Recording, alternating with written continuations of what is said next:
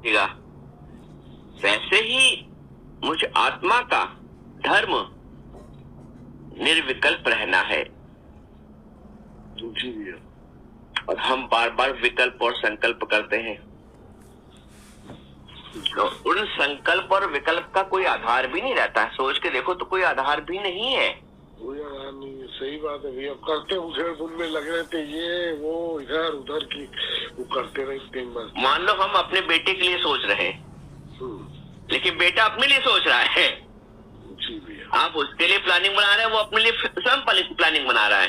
जी भैया। लेकिन प्राथमिकता वो अपनी प्लानिंग को देगा, आपकी प्लानिंग को नहीं देगा। बिल्कुल। आप सोच रहे हैं कि आज ऐसा हो जाए, बेटे के थ्रू इसके माध्यम से ये कार्य हो जाए, लेकिन उसके अपने माध्यम अपने कार्य हैं, तो पहले वो अपने कार्य अपने माध्यम को महत्व देगा। जी भैया। बताइए। बिल्कुल भैया, और क्या। तो फिर हम अपनी बात को व्यर्थ करें, अपने संकल्प को व्यर्थ करें। वही संकल्प हमने प्रभु के प्रति कर रखा होता तो शायद वो पूरा भी हो गया होता। देखो एक बात और भी, जगत के लिए किए गए संकल्प पूरा हो ना हो ये निश्चित नहीं है, लेकिन प्रभु के प्रति किए गए संकल्प अवश्य पूरे होंगे, ये निश्चित है। जी भैया। क्योंकि वो सत्य का संकल्प है। जी। और हम लोग सत्य के संकल्प से दूर भागते हैं। हमें जगत के संकल्प, जगत के कार्यों के संकल्प वो बहुत प्रभावित करते हैं, जबकि वो संकल्प वैसे हैं जैसे सिरके से प्यास बुझाना। सिरके से प्यास आज तक किसी की नहीं बुझी है, और हम सिरके से प्यास बुझाने का प्रयास करते रहते हैं। यही कारण है कि जबान भी जलती है, तन मन भी जलता है, और अंत में प्यास भी नहीं बुझती है, संतुष्टि भी नहीं आती है। तो ये जो जगत के साधन मात्र हैं, ये सब सुख के, ये सब सिरके से प्यास बुझाने के मात्र हैं। प्यास अंत तक नहीं बुझती है। क्या एक कुंवारा जो है या कुंवारी जो है, शादी की प्यास, उसके पास शादी के बाद उसकी संतुष्टि हो जाती है? फिर कुछ नहीं चाहिए उसको, नहीं चाहिए होता है। संतान प्राप्त के बाद क्या फिर कुछ नहीं चाहिए होता? एक बच्चा हो जाए फिर नहीं चाहिए। अरे फिर और तरह की चाहना हो जाती है। बिल्कुल सही बात है। अरे बच्चा पढ़ लिख जाए फिर भैया हमें कुछ नहीं चाहिए, अपने पैर खड़े हो जाए फिर हमें कुछ नहीं चाहिए। फिर और तरह की चाहना खड़ी हो जाती है। और क्या। अभी वर्तमान में आप सोच रहे हो कि भैया प्रांशु बन जाए, हम निश्चिंत हो जाए, फिर हमें कुछ नहीं। लेकिन ये ना समझो कि तुम निश्चिंत हो जाओगे, कभी नहीं। फिर और तरह की चाहनाएं खड़ी हो जाएंगी। तो ये ऐसा गहरी खाई है जो कभी नहीं भरती है। इसलिए प्रभु कहता है, गुरु कहता है, तू अपने घर में जरूर आ जा, खुदी के बदले खुदा को पा जा। हम बार बार अपने घर में आने का प्रयास करें, बार बार अपने घर में आने का प्रयास करें। हम बाहर के पराए घर में, किराए के घर में रहोगे तो कैसे संतुष्टि मिलेगी बताओ?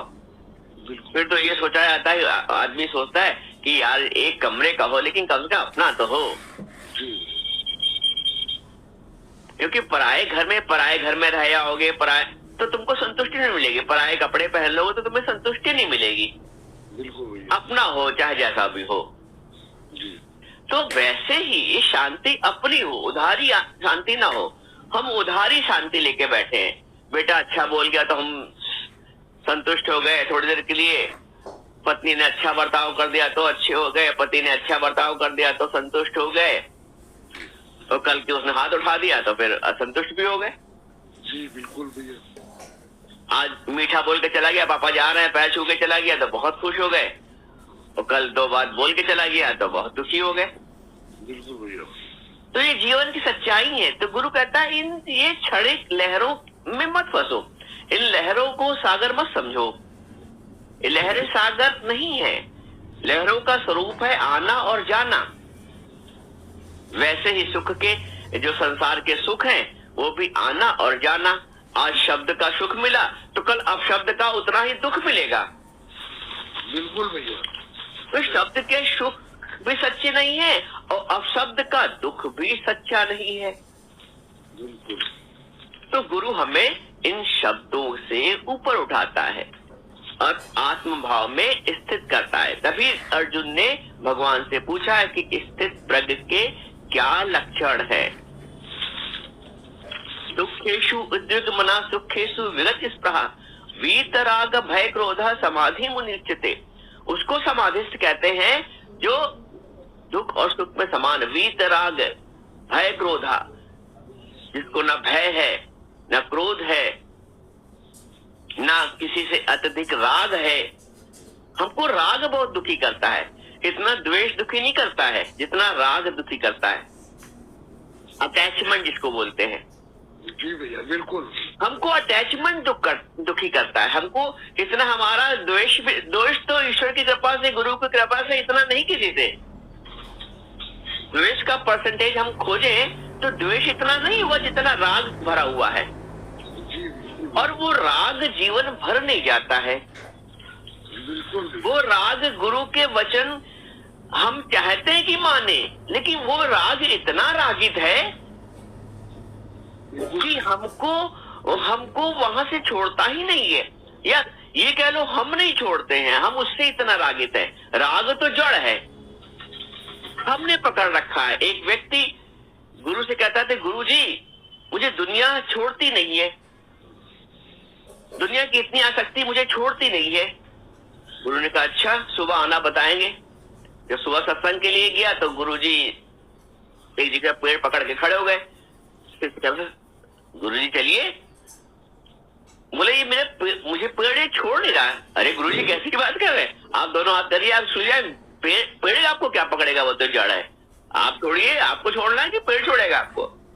गुरु ने कहा देखा, संसार की आसक्ति तुम्हें छोड़नी है, संसार तो जड़ है, संसार हमें क्या छोड़ेगा। दुख तो हमने खुद पकड़ के रखे हैं। मान अपमान के दुख, अच्छे बुरे शब्दों के दुख, ये हमने पकड़ के रखे हैं। पैसे का आधार पैसे ने हमें नहीं पकड़ा है, सच बात यही है। माया ने हमें नहीं पकड़ा है, हमने माया को पकड़ा है। धन ने हमको नहीं पकड़ा है, चाहे कितना भी मिले और कितना ना भी मिले, लेकिन हमने धन को अपने मन से पकड़ रखा है। धन को मन से पकड़ रखा है। मन भी जड़ है और धन भी जड़ है। न धन में इतनी ताकत है, न मन में इतनी ताकत है। लेकिन मुझ चेतन ने अज्ञान के आवरण में आकर, मुझ जीव ने ज्ञान के अभाव में, तत्व ज्ञान के अभाव में, ज्ञान आवरण के अभाव में अज्ञान ने इतना जकड़ लिया उस जीव को, जो होते हुए आनंद स्वरूप दुख का कारण बना बैठा है, जो होते हुए सुख स्वरूप चिंताओं का कारण बना बैठा है।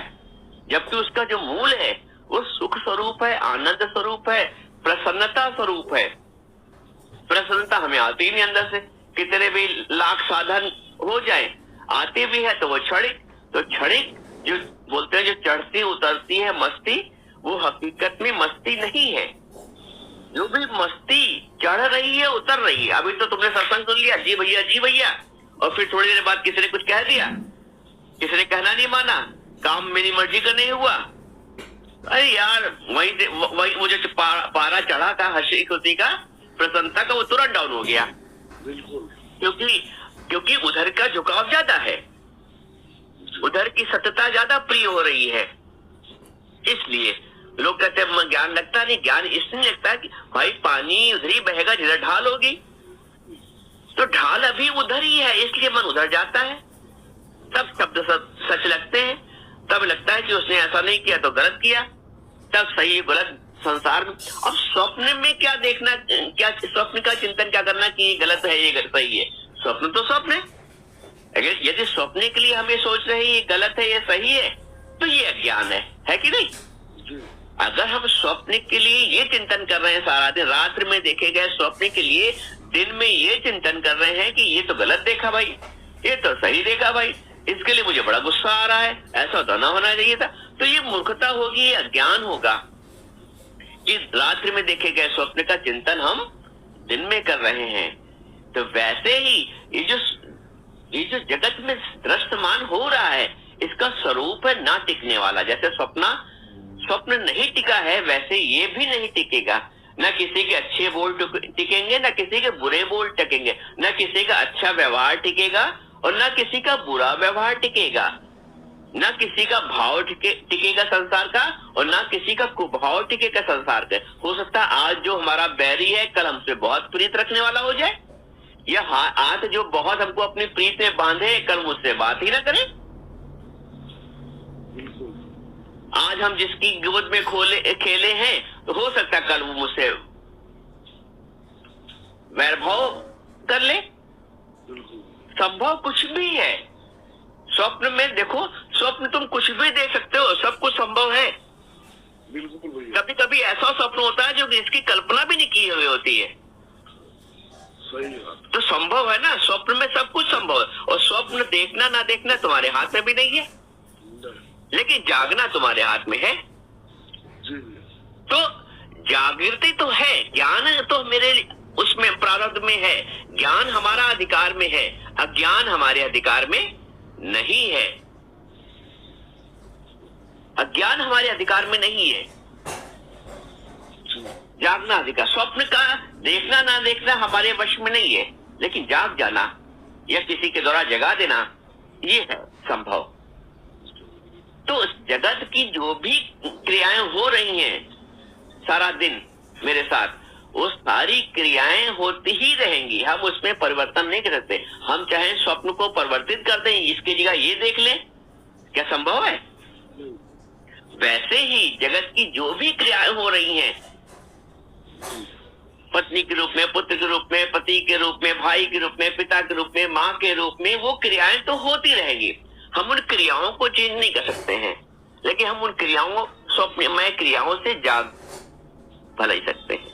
जागृति जो गुरु कराता है कि कौ काहू का नाही, प्रीतम जान ल्यो मन माही, अपने सुख से सब जग बांधो, क्या दारा क्या मीत। तो कौ काहू का नाही, ये जो बात अंदर से, ऊपर से भी किसी से नहीं बोलना है, अंदर से वैराग। वैराग होता है अंदर से, वैराग होता है विचारों से। बाहर का वैराग कोई वैराग नहीं होता है, बाहर का त्याग कोई त्याग नहीं है। त्याग के चले भी गए वन में तो और चिंतन चल रहा जगत का तो व्यर्थ है, लेकिन जगत में रह के वानप्रस्थ को धारण करना ही बड़ी बात है। तो सच्चा वैराग ये है कि मन से निरासक्त होना, मन से निरासक्त होना, मन से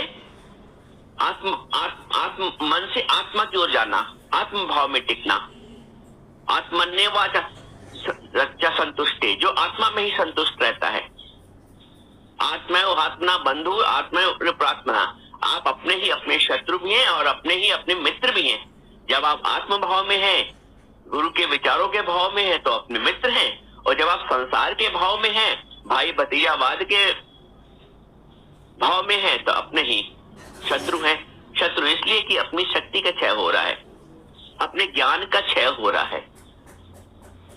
इस क्षय को बचाना है, इस शक्ति को बचाना है जो बोलते हैं है इंद्रियों की शक्तियां। ये जो इंद्रियों की शक्तियां बहुत अच्छी हैं, आंख कान नाक मुंह, इतनी बढ़िया शक्तियां हैं। इंद्रियों की शक्तियां बाहर की ओर, जो बाहर से तोड़ करके अंदर से जोड़ दो। हम बाहर से तोड़ नहीं पाते जीवन भर।